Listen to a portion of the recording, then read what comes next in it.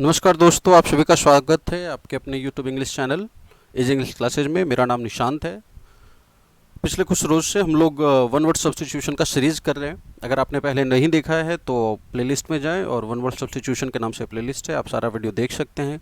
Kindly जब भी ये वीडियो देख रहे हो तो कॉपी कलम लेकर बैठे। अगर आप विद्यार्थी हैं, अगर आपको कोई CGL वगैरह या कोई भी परीक्षा देनी हो तो ये आपके बहुत काम आने वाला है। और अभी ये बस एक छोटा सा प्रयास है, आगे कंटेंट्स बहुत बड़ी मात्रा में और बहुत ही सुंदर कंटेंट आपके सामने आने वाला है।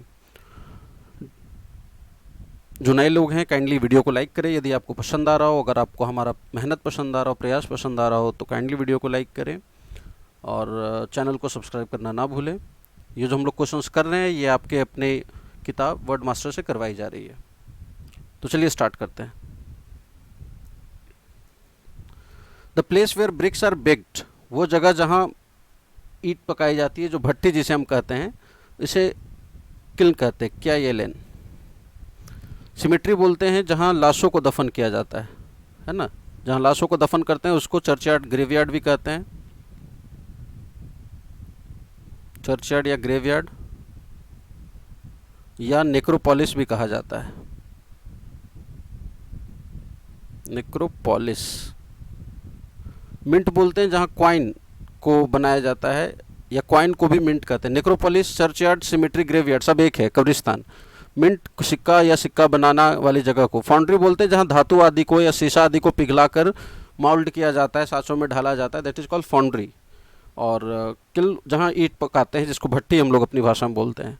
प्रॉपर्टी इनहेरिटेड, इनहेरिट का अर्थ होता है कुछ प्राप्त करना, अपने पूर्वजों से कुछ प्राप्त करना, दैट इज कॉल्ड इनहेरिट।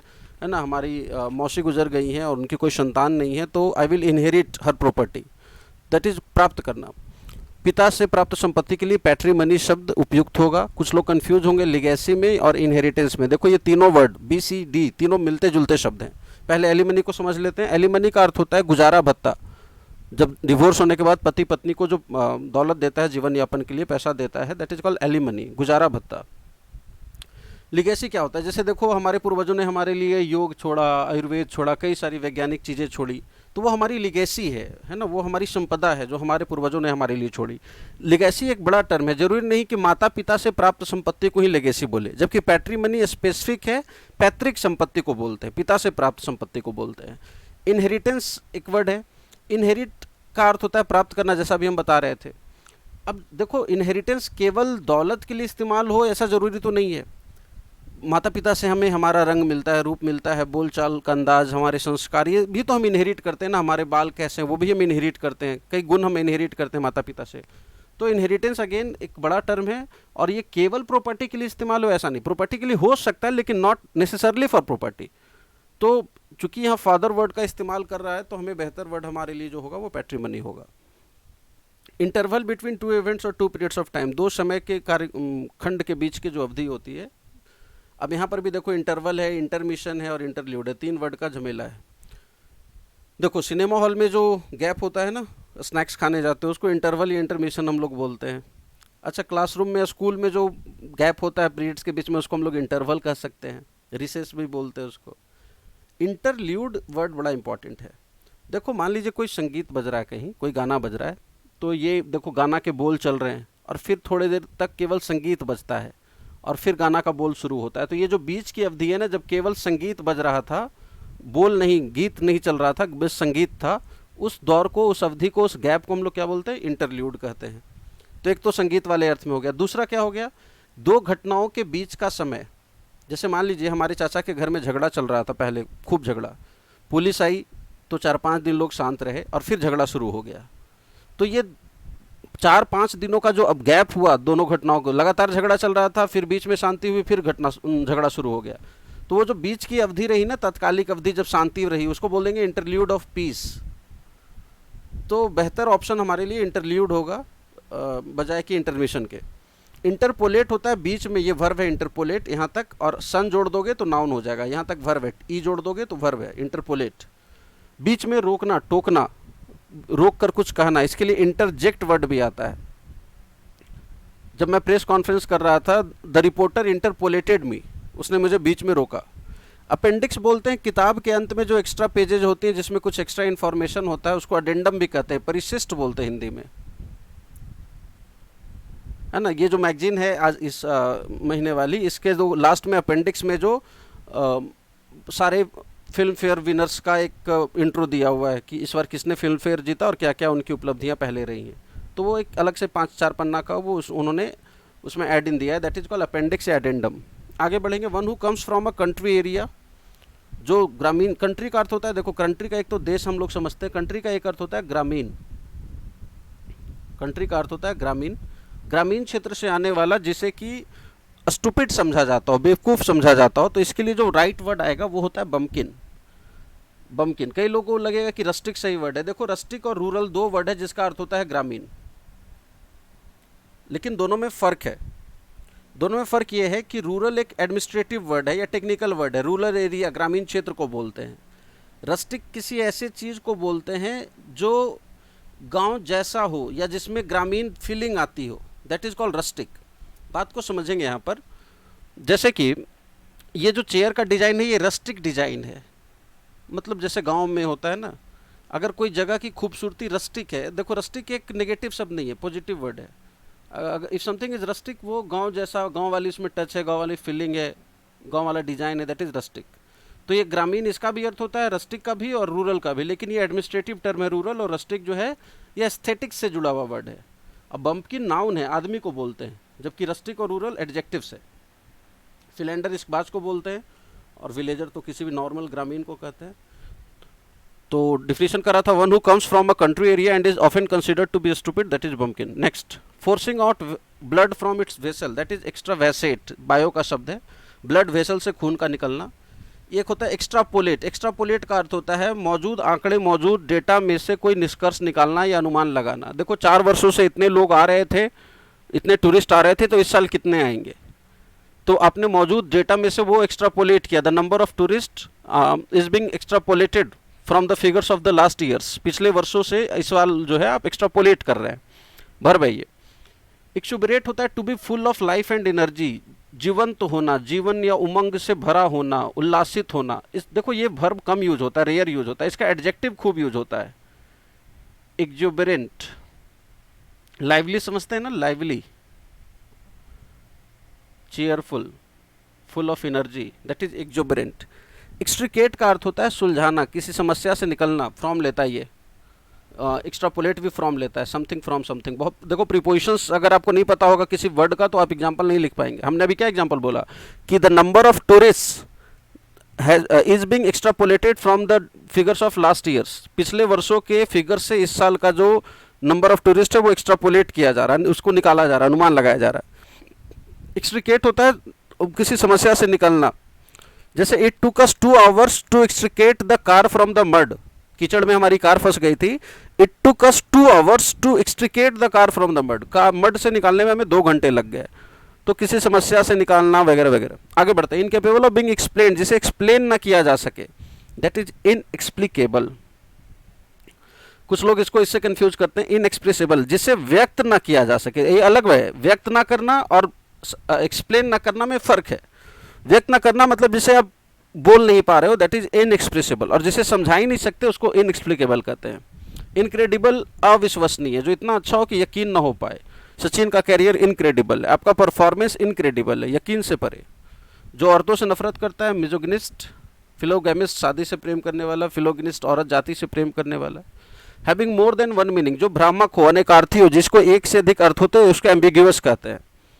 ये कानून देखो एम्बिग्यूअस लॉ है ना। मिस्टर ए इसको फलाने तरीके से समझाते हैं, मिस्टर बी इसको फलाने तरीके से एक्सप्लेन करते हैं। तो यदि कोई कानून एम्बिग्यूअस है मतलब उसके तरह तरह के अलग अलग मीनिंग उसके निकाले जा सकते हैं। वायरुलेंट बोलते हैं, एडजेक्टिव है, कोई ऐसी चीज जिसका बहुत तीव्र असर हो। पॉइजन को बोलते हैं, या बीमारी को, कोई ऐसी बीमारी जो बहुत तेजी से फैल रही है, या कोई ऐसा जहर जो बहुत तेज असर करता है, उसको वायरुलेंट बोलते हैं। विंडिक्टिव, बदला लेने का इसका स्वभाव, एडजेक्टिव है। He is vindictive by nature, मतलब स्वभाव से बदला लेने वाला है। नाइफ बोलते हैं भोला भाला को, ये भी एडजेक्टिव है। आगे बढ़ते हैं। Incapable of being alter, alter का अर्थ होता है बदलना, जिसे बदला ना जा सके, अनअल्टरेबल, जिसे चेंज ना किया जा सके, दैट इज अनअल्टरेबल। इनडिस्पेंसिबल, जिसके बिना काम ना चले, है ना। देखो हमारे ऑफिस में मिस्टर शर्मा इनडिस्पेंसिबल है, आप चाहेंगे कि उनको नौकरी से निकाल दे, बात नहीं बनने वाली है, उनको तो रखना ही पड़ेगा। टीम में फलाना बॉलर जो है इनडिस्पेंसिबल, आप उसको नहीं निकाल सकते, आप उसको नहीं बैठा सकते, वो इंडिस्पेंसिबल, उसके बिना काम नहीं चलने वाला टीम का। अनअवॉइडेबल, जिसे टाला ना जा सके, इनइलेक्टेबल भी बोलते हैं इसको। इनडिफेंसिबल, जिसे डिफेंड ना किया जा सके, ये आपने इतना गलत बयान दे दिया है कि पार्टी आपके बयान को डिफेंड नहीं करेगी। इनडिफेंसिबल आपने बयान दिया जिसको डिफेंड ना किया जा सके। चलिए आगे बढ़ते हैं। That can not be done without, अब ये भी देख रहे थे, जिसके बिना काम ना चल सके, that is indispensable.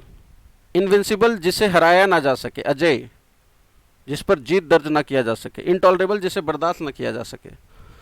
That can not be explained, जिसे एक्सप्लेन ना किया जा सके, inexplicable. That can not be heard, inaudible, जिसे सुना ना जा सके, इनऑडिबल, जिसे देखा ना जा सके, इनविजिबल, अदृश्य। इंटॉलरेबल, जिसे बर्दाश्त न किया जा सके, इरिवोकेबल। देखो ये जो वर्ड है ना रिवोकेबल, ये रिवोक से है। रिवोक का अर्थ होता है किसी चीज को रद्द करना, कैंसिल करना। रेसिंड वर्ड आता है। साधु ने उसे श्राप दिया और बोला कि I can't revoke the curse, मैं श्राप को रद्द नहीं, कैंसिल नहीं कर सकता। अगर आप किसी चीज को रिवोक कर रहे हैं मतलब खत्म कर रहे हैं, पुरानी स्थिति में लौट रहे हैं। अगर कोई चीज इरिवोकेबल है मतलब वो पुरानी अवस्था में नहीं लौट सकता, उसे वापस नहीं, चेंज नहीं किया जा सकता। That can not be revoke, that can not be cancelled, that can not be changed back to the prior state, that is called irrevocable. ये जो आपने हमारी जो मुंह से बात निकल जाती है ना, वो क्या होती है, इरिवोकेबल होती है। आप चाहकर भी उसे वापस नहीं ले सकते। ये वर्ड नहीं होता है एक्सप्लिसिट का अर्थ होता है क्लियर, स्पष्ट। इसका उल्टा इनएक्सप्लिसिट नहीं बल्कि इम्प्लिसिट होता है। आपने जो निर्देश दिए थे वो इम्प्लिसिट थे, अस्पष्ट, इम्प्लिसिट इंस्ट्रक्शंस। मतलब मेरे को पूरी बात आपकी समझ में नहीं है, आपका निर्देश समझ में नहीं आया, इम्प्लिसिट। अगर यही एक्सप्लिसिट होता मतलब एकदम स्पष्ट, झकाझक, क्लियर। चलिए आगे बढ़ते हैं। इम्पेनिट्रेबल, जिसे भेदा ना जा सके, है ना। कॉन्स्टेंटिनोपल के जो वॉल थे वो इम्पेनिट्रेबल थे, सैकड़ों वर्ष तक कोई उसको तोड़ नहीं पाया, उसको लांघ नहीं पाया। इनएक्सक्यूजेबल, जिसे क्षमा ना किया जा सके, इम्पार्डनेबल भी बोलते हैं। अनअकाउंटेबल, जिसको जिम्मेदार न ठहराया जा सके। अगर आप किसी चीज़ के लिए अकाउंटेबल है, you are accountable to me for your actions, मतलब जवाबदेह। अनअकाउंटेबल, जो जवाबदेह ना हो। Incapable of being put into practice, जिसे प्रैक्टिस में ना लाया जा सके, अमल में। इम्प्रैक्टिकेबल, अव्यवहारिक, जिसे व्यवहार में ना लाया जा सके। ये जो आपका आइडिया है ये इम्प्रैक्टिकेबल है, सुनने में तो अच्छा लग रहा है लेकिन ये होने से रहा। That can not be bring into put into practice. Incorrigible, जिसे सुधारा ना जा सके, that can not be corrected. ये इनकरेजिबल लायर है, ये झूठ बोलने से बाज नहीं आएगा, कितना भी समझाइए इसका कोई इलाज नहीं है, ये झूठ बोलेगा ही। दैट कैन नॉट बी, जिसे ठीक नहीं किया जा सके। अगर कोई शराबी इनकरेजिबल है आप उसको ठीक नहीं कर सकते, यदि कोई अपराधी इनकरेजिबल है आप उसे सुधार नहीं सकते। पाकिस्तान जो है ना इनकरेजिबल है, उसको कुछ भी कर लो वो सुधरने वाला नहीं। पैल्पेबल का अर्थ होता है जिसे नोटिस किया जा सके, और impalpable, that can not be noticed. देखो the change in her behaviour was palpable when she return from America, जब वो अमेरिका से लौटी, the change in her behaviour was palpable, उसके व्यवहार में बदलाव पैल्पेबल था, मतलब noticeable, that can be noticed. Im लगा दोगे नेगेटिव बन जाएगा, that can not be noticed. इसी तरह का वर्ड हम ये देख रहे थे कल परसों, हमने बताया था आपको, डिसर्निबल, जिसे नोटिस किया जा सके, और इन जोड़ दोगे आई एन तो नेगेटिव हो जाएगा, indiscernible, that can not be noticed. Right answer हमारा मिल चुका है। वन हु नोज एवरीथिंग, जो सब कुछ जानता है, ओमनीसेंट, सर्वज्ञ। ओमनी प्रेजेंट, जो हर जगह मौजूद हो, इसको यूबिक्विटस भी कहते हैं, UBIQUITOUS। फलानी कंपनी जो है यूबिक्विटस है, मतलब हर जगह वो मौजूद है। ये फलाना ब्रांड लेज जो है ना वो ओमनी प्रेजेंट है, सब जगह मौजूद है। Omnipotent, very powerful, all powerful. अपनी पार्टी में लखेरन शाह ओमनीपोटेंट लीडर है। जिनोसाइड, पूरी नस्ल की हत्या, एक पूरी प्रजाति की हत्या। Killing on a large scale, specially of a race. Leading a life of self discipline, आत्मसंयम वाला जीवन जीने वाले को एस्थेटिक बोलते हैं ना, तपस्वी, त्यागी, जो रिलीजियस पर्पस से खुद को भौतिक कष्ट में, फिजिकल पेन में रखता है, that is called aesthetic. Solicitor बोलते हैं लॉयर को। कॉरिडोर, गलियारा को बोलते हैं। प्लीडर, प्लीड से बना, प्लीड का अर्थ होता है बिसीच, विनती करना, और इसी से बनता है प्लीडर, विनती करने वाला। List of books and writing, देखो अगर मिस्टर बी ने मिस्टर ए का जीवनी लिखा तो उसको बायोग्राफी कहते हैं। यदि कोई व्यक्ति किसी अन्य की जीवनी लिखता है दैट इज बायोग्राफी। यदि कोई व्यक्ति अपनी जीवनी लिखता है that is autobiography. Mister B ने अपनी जीवन की कहानी लिखी दैट इज ऑटोबायोग्राफी। कार्टोग्राफी बोलते हैं मानचित्र लेखन, मानचित्र बनाने का काम, और बनाने वाले को बोलते हैं कार्टोग्राफर। मानचित्र बनाने का काम कार्टोग्राफी, मानचित्र लेखन। बिब्लियोग्राफी, लिस्ट ऑफ बुक्स जिसका किसी ऑथर ने यूज किया हो। मान लीजिए मैं हिस्ट्री की कोई किताब लिख रहा हूँ, मैंने किताब लिखी, भैया मैंने हिस्ट्री की किताब लिखी तो हिस्ट्री तो मैंने नहीं बनाया ना, मैंने अपने पूर्व के राइटर्स का कुछ ना कुछ रेफरेंस लिया होगा। तो किताब के एक पन्ने पे मैंने वो लिस्ट दिया कि भैया इस किताब को लिखने के दौरान मैंने फलाना फलाना फलाना फलाना बाबू का मदद लिया। दैट इज़ कॉल्ड ऐसा लिस्ट जिसमें ऑथर ये बताता है कि उसने किताब के दौरान किन किन किताबों का रेफरेंस लिया, दैट इज़ कॉल्ड बिब्लियोग्राफी। तो आपका राइट आंसर ये है, list of books and writings. आगे बढ़ेंगे। Children born after death of it father, पिता की मृत्यु के बाद पैदा हुए बच्चे को पॉस्थ्यूमस कहते हैं, मरणोपरांत पैदा हुए बच्चे को पॉस्थ्यूमस कहते हैं। इन्फेंट किसी शिशु को कहते हैं, शिशु हत्या को इन्फेंटिसाइड कहते हैं, शिशु की हत्या। स्केल्टन बोलते हैं हमारा जो कंकाल है, हमारी जो हड्डी का ढांचा है। लेजिटिमेट का मतलब जायज़, आपकी डिमांड्स लेजिटिमेट है मतलब वैध है, जायज़ है। इलेजिटिमेट नाजायज़। आर्टिफिशियल सेंटर फॉर हनी बीज, मधुमक्खियों के लिए जो आर्टिफिशियल सेंटर होता है that is called apiary. Hive उस बक्से को बोलते हैं, छत्ता को बोलते हैं जिसमें मधुमक्खियों को पालते हैं, और उस सेंटर को क्या कहते हैं, सेंटर का जगह का पूछा जा रहा है। एवियरी बोलते हैं जहाँ पक्षियों को पाला जाता है, where birds are kept. Reservoir जहाँ किसी चीज़ को रिजर्व किया जाता हो। चलिए आगे बढ़ते हैं। ये सब हम लोगों ने कर लिया। अभी हम लोग वन हू नोज एवरीथिंग, हमने ओमनीसेंट देखा, एस्थेटिक देखा, बिब्लियोग्राफी देख लिया, पॉस्थ्यूमस देख लिया, ये पिछले पेज पे हमने देखा था, एपियरी देखा। वेरी प्लीजेंट ट्वीट, कोई ऐसी चीज़ जो खाने में बहुत अच्छी हो, दैट इज़ पैलेटेबल, स्वाद को जचने वाला, कोई ऐसी चीज़ जो आपके स्वाद को सूट करती हो, पैलेटेबल। और ये केवल भोजन के लिए नहीं और अन्य चीज़ों के लिए भी। सच मूवीज़ है ना आर पैलेटेबल टू मी, ये ऐसे मुझे रुचिकर लगती है, स्वादिष्ट लगती है, मतलब मुझे जचती हैं। तो इट इज़ नॉट नेसेसरी कि पैलेटेबल केवल भोजन के लिए आए, कोई भी चीज़ जो आपको बढ़िया लगती हो, आपके इच्छा स्वाद के अनुरूप हो, दैट इज़ पैलेटेबल। पोर्टेबल, जिसे पिया जा सके। एडिबल, जिसे खाया जा सके। ऑल पावरफुल, अभी हम लोग देख रहे थे। ओमनी पोटेंट, पोटेंट का अर्थ ही होता है शक्ति, ओमनी का मतलब सर्वशक्तिमान है ना। इम्पोर्टेंट, नपुंसक। पोटेंट का मतलब शक्ति, इम से नेगेटिव हो गया, जो नपुंसक हो दैट इज इम्पोर्टेंट या कमजोर हो। इसी से पोटेंशियल, सारे वर्ड ये पोटेंट से बनते हैं, पोटेंशियल, ओमनी पोटेंट, इम्पोर्टेंट। यूबिक्यूसस और ओमनी प्रेजेंट सिनोनिम से अभी देख रहे थे। यूबिक्यूसस का वही अर्थ होता है जो ओमनी प्रेजेंट का होता है, जो सर्व जगह मौजूद हो, सर्वव्यापी। God is omni present. Omniscient सर्वज्ञ को बोलते हैं। प्लांट और एनिमल लिविंग ऑन अनदर, जो दूसरों पर जीवित रहते हैं, दैट इज पैरासाइट, परजीवी। क्रू बोलते हैं लोगों के समूह को। Crew of sellers, crew of technicians, दल को, तकनीक से जुड़े लोगों का दल, crew of technicians, crew of cameraman वगैरह। फ्लैटर का अर्थ होता है चापलूसी करना, ये इसी वर्ड फ्लैटरर, चापलूसी करने वाला, ये नाउन हो गया। डिपेंडेंट, निर्भर। चलिए तो आज के लिए इतना ही। जो नए लोग हैं काइंडली ये समझ लीजिए कि ये काम लगातार होने वाला है, तो आप लोग कितने उत्साह और उमंग से जुड़ते हैं इसी पर ये निर्भर करता है। अभी मैं देखो फिलर का क्वेश्चन लाने वाला हूँ। हज़ारों फिलर आपका बनवाएंगे, सिंगल फिलर, फिर डबल फिलर भी करवाएंगे जो बैंक पीओ वगैरह में पूछा जाता है। डबल फिलर वाले क्वेश्चन काफ़ी तकलीफदेह होते हैं, 2 खाली स्थान होता है और पेयर दिया हुआ था, उसके हिसाब से भरना होता है। उसके बाद क्लोज टेस्ट पे भी काम करूँगा। इट ऑल डिपेंड्स कि आपकी तरफ से कितना सीरियस काम कर रहे हैं। और जब मेरा एक रिक्वेस्ट है कि जब भी आप मेरे चैनल पे आए वीडियो देखें तो kindly have a pen and a copy, write it down, तभी चीज़ें फ़ायदा में आएंगे। ऐसे रैंडम आ गया, विजिट कर लिया, 5 मिनट 10 मिनट देख लिया, that is not going to benefit you. And utmost importance ये है कि भाई आप रेगुलर रहे, जो भी रहे कंसिस्टेंट रहे, वो ज़्यादा महत्वपूर्ण है। कई सारा कंटेंट मैं भी डेवलप कर रहा हूँ, एरर फाइंडिंग के भी क्वेश्चंस लेके आऊँगा, बोल्ड पार्ट करेक्शन भी लेकर आऊँगा, फ्रेजल वर्ब, मतलब धीरे ये चीज़ अब लगातार चलने वाला है। और अगर वीडियो में कोई सुधार चाहते हैं, कोई संशोधन चाहते हैं, कोई सलाह देना है तो काइंडली आप कमेंट सेक्शन में, जो लाइव देख रहे हैं वो तो कमेंट में आएंगे ही, और जो बाद में देख रहे हैं वो भी कमेंट में आकर ज़रूर बताया करें। समय निकाल कर, मैं जब भी देखता हूँ आपके कमेंट्स को, मैं समझता हूँ कि आपकी क्या आवश्यकता है। और देखो ये सीरियस स्टूडेंट जो वास्तव में इंग्लिश पढ़ रहे हो फॉर कॉम्पिटिटिव पर्पसेज, उनके लिए मैं काम कर रहा हूँ। तो मैं सीरियस स्टूडेंट से अपील कर रहा हूँ। जो नॉन सीरियस हैं, बस यूँ ही विजिट कर रहे हैं, उनका कोई मतलब नहीं बनता। चलिए फिलहाल आज के लिए बहुत शुक्रिया। जुड़ने के लिए इसी प्रकार जुड़ते रहें, अपना प्यार देते रहें। बहुत बहुत शुक्रिया। आई होप मैं आपका काम आऊँ। Thank you.